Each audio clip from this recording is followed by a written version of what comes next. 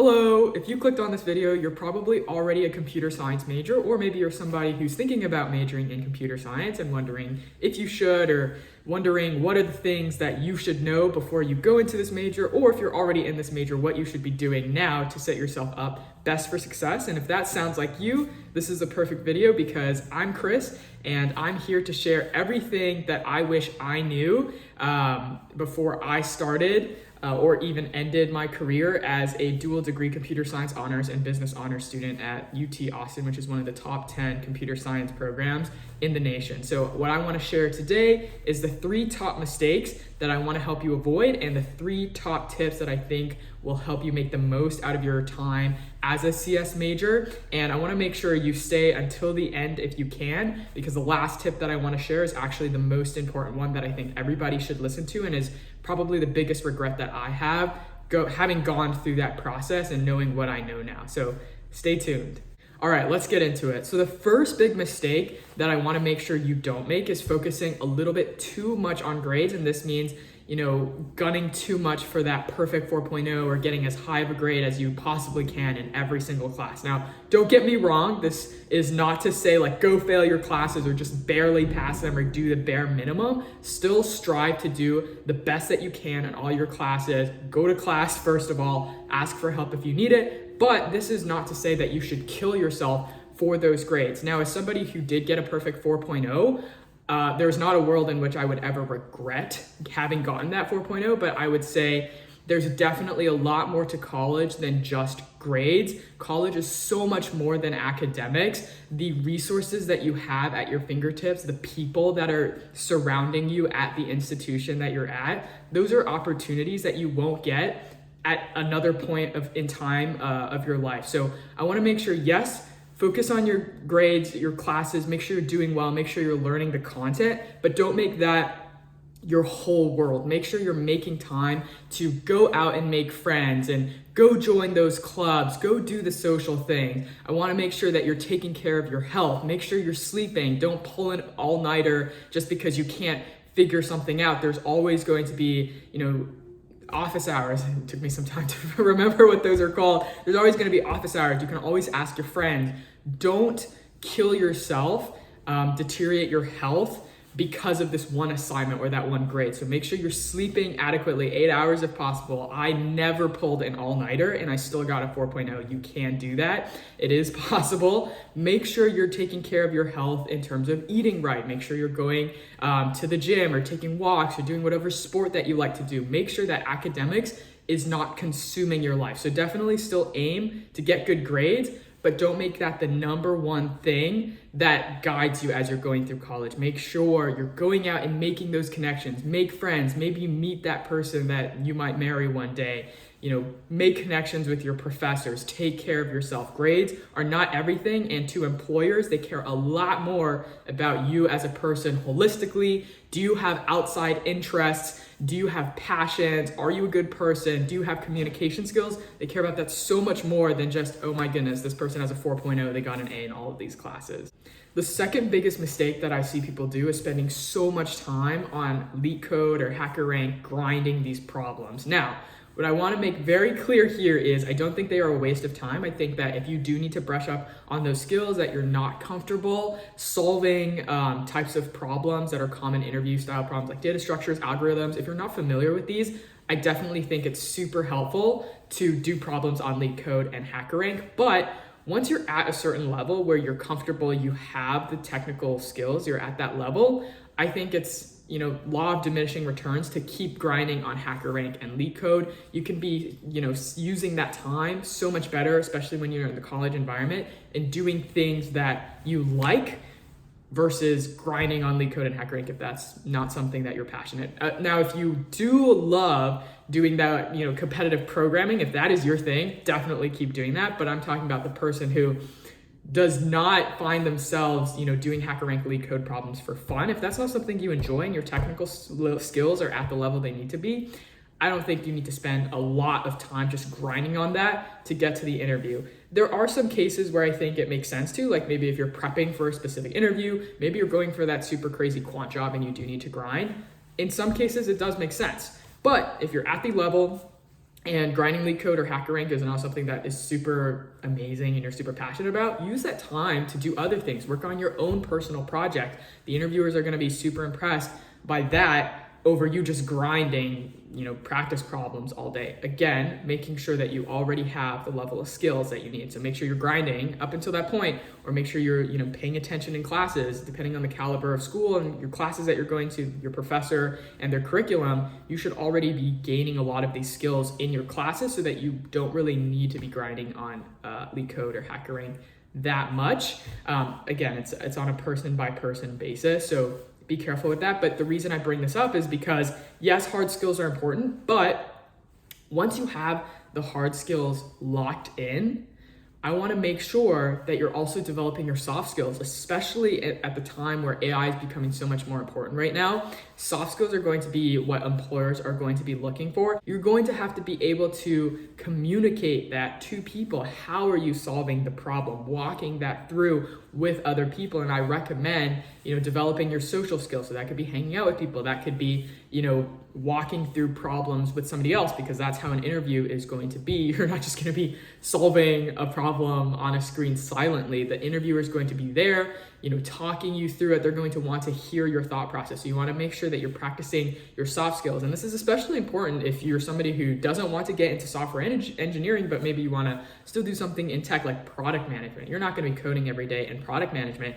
but you are going to be, talking to the engineers, talking to management, communicating between everybody, and those are more soft skills than hard skills. The third biggest mistake that I see is people not pursuing a tech related job afterwards. And the reason I think that, and what I mean is, you study computer science, and then instead of going into computer science or product management or cloud engineering or whatever it is, some data science, like some computer science related job that typically you wouldn't be able to get if you didn't study computer science. And maybe they do computer science and they do something like consulting or investment banking or some other field that you don't necessarily have to have studied computer science in order to get. And this might be super controversial, and I'll probably make a much longer video about this because the first part I filmed was turning into a rant. And this might be controversial, so let me know your thoughts in the comments below. If you agree with me, if you disagree with me, this is my current opinion. It could change, who knows?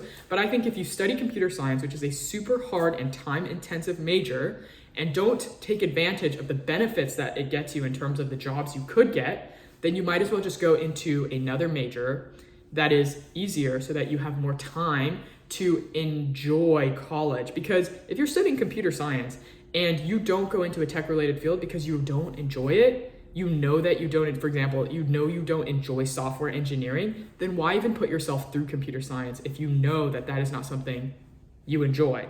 It's just a waste of your time and potential.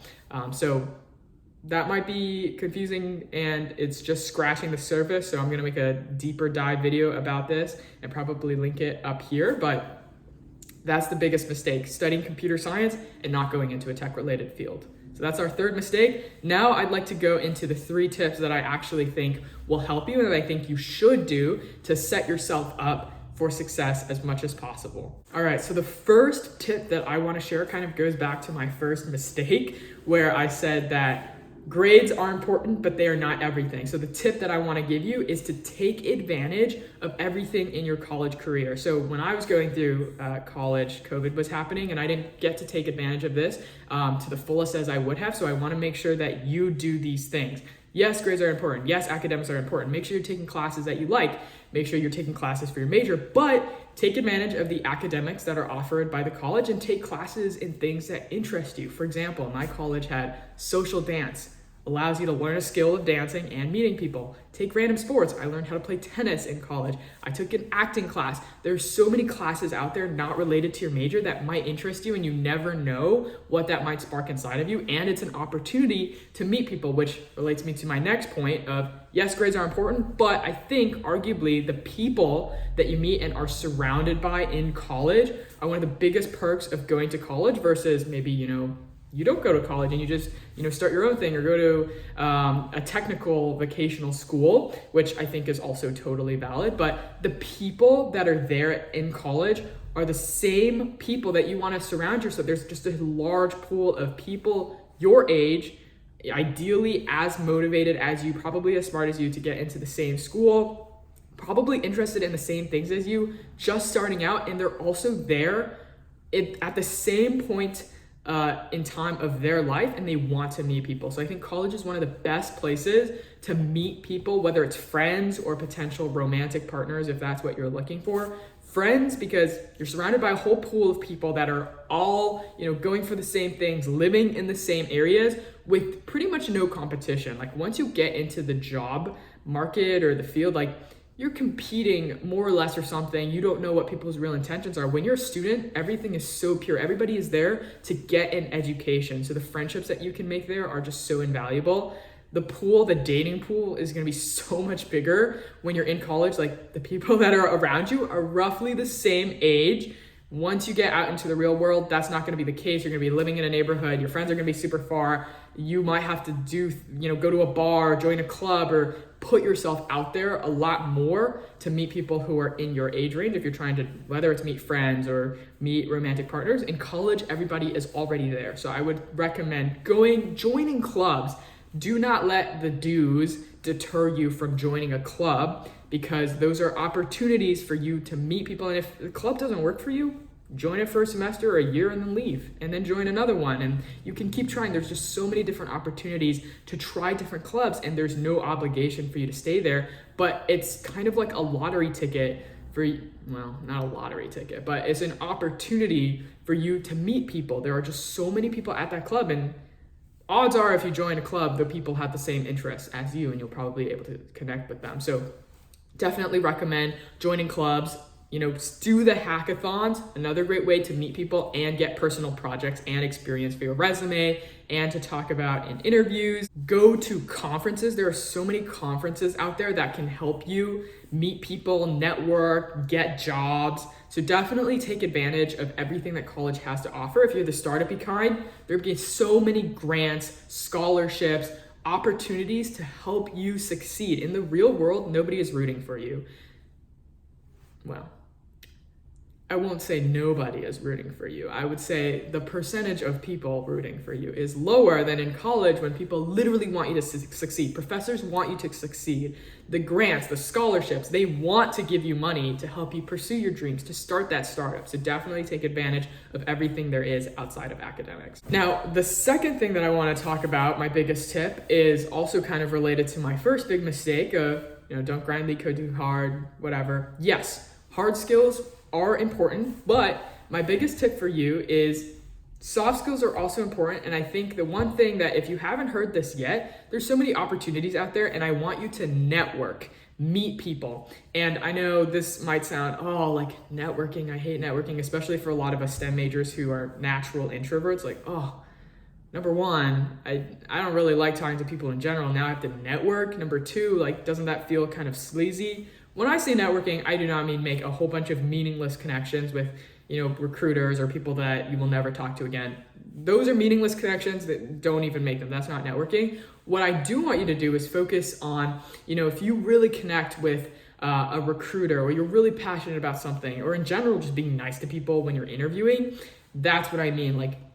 Keeping in contact with people that you meet throughout your interview process, being nice and cordial to them, keeping in touch. Maybe you don't get the interview. Next year you can try again. And if you left a good impression on them the year before and you kept in contact with them, keeping them updated, they'll keep you in mind for next year. Just because you got rejected one year does not mean you'll get rejected the next year. Maybe you get 2 rejections in a row. That's okay. Rejections happen.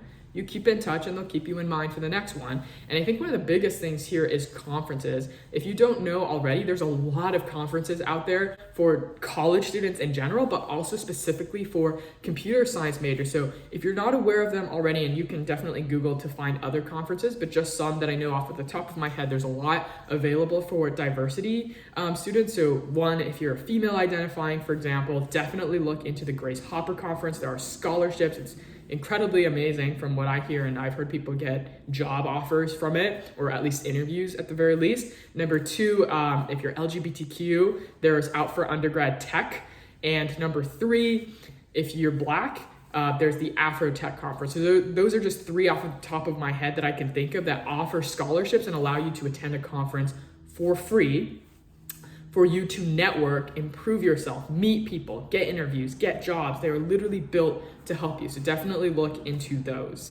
And finally, my last and third tip, and also the most important one, I believe, is get some real world experience, whether this is building your own projects, building your own website, or the most important in my mind, that is one of my biggest regrets, is to get a software engineering internship if you can. I understand the job market is a little bit hard right now, but you gotta look beyond just FANG. Don't care so much about the pay or the prestige. Just get, if you can't get one of those, get a software engineering internship or make one of your own. Build your own project. If you can't get an internship with an actual company that pays a salary, maybe get a non-paid one just so you can get the experience. If you can't get a non-paid one, start your own project. Do something on your own. Just have a project that you can put on your resume. And the reason I say this is, as a CS major, even if you think right now that you don't want to go into software engineering, I don't care. Get a software engineering internship or some experience, or build a project so you can put on your resume. Why? Number one, if you want to go into software engineering, you should definitely do that because you're getting experience and it'll help project, get you up to higher positions that you want to go to, get you to the actual job that you want. But if you're on the other camp, if you think or know you don't want to do software engineering, I don't care. You should do it anyways. Why? Because you're studying it right now. The knowledge is fresh in your mind. You have the skills to actually complete that internship, to build that project, get that experience right now. Even if you know or think that you don't want to do that software engineering internship, this will do several things for you. One, if you think you don't want to do it or know you don't want to do it, let's say you do the internship, you figure out, oh my goodness, yes, I actually don't like this. Great.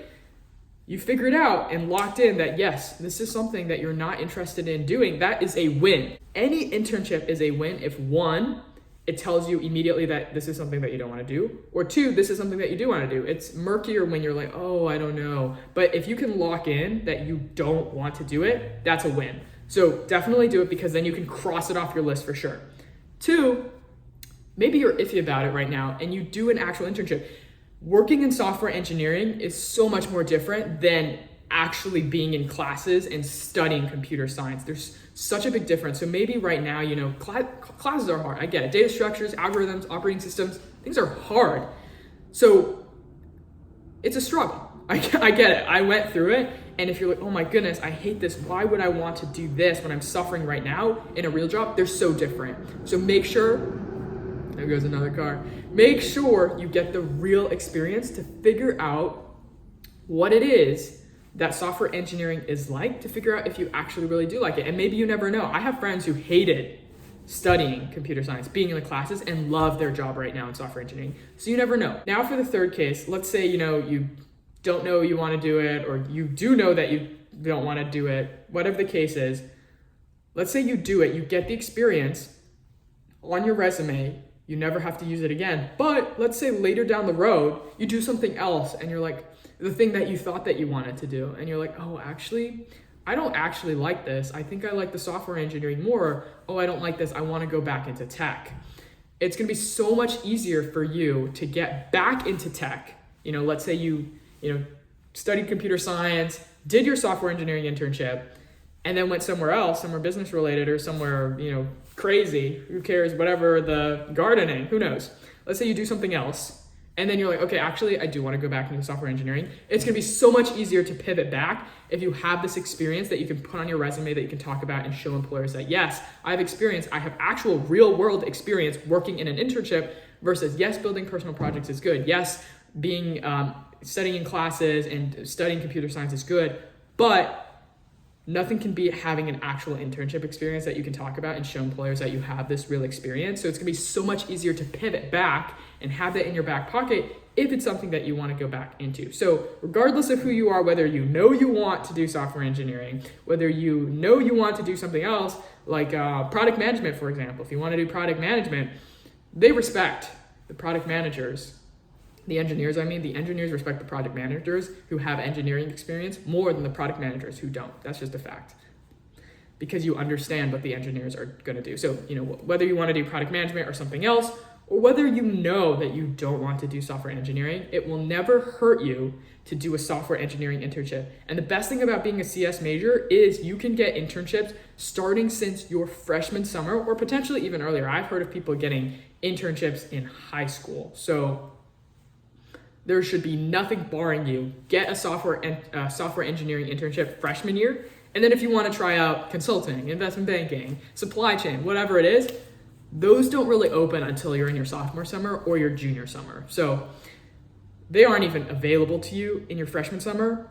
If you know that you don't want to do that, or if you know that you want to do software engineering, get that software engineering internship at some point in your career. And there's so many opportunities for you to do so because they start hiring starting from freshman summer, which a lot of jobs don't. So you've got 3 opportunities: freshman summer, sophomore summer, junior summer, potentially even more if you take a semester off or just do part-time and do like a winter internship or do a spring internship. So many opportunities. The biggest mistake I think people make, in my opinion, which may be controversial, leave in the comments if you think it is controversial, or if you disagree with me, or if you agree with me, I think is get a software engineering internship, regardless of if you want to go into it or if you don't, because either way, it will help you. All right, that's it for this video where I share the 3 biggest mistakes and the 3 top tips of advice that I have for CS majors. If you found this video helpful in any way, it would be a huge favor to me. I'd really appreciate if you could leave a like, consider subscribing if you'd like to, share it with another CS major if